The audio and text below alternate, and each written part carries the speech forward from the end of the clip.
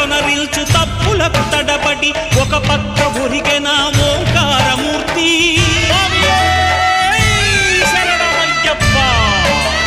స్వాములందరూ తనకు సాయము కాగా ధీమంతుడై లేచె ఆ కన్య స్వామి.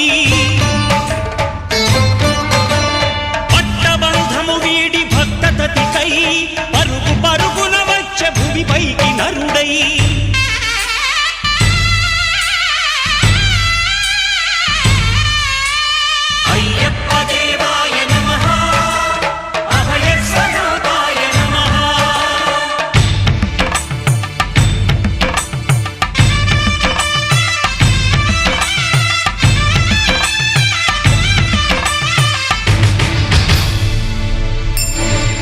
ఘోరకీకారణ్య సంసార యాత్రికుల శరణు ఘోషలు విని రోజు శబరీష.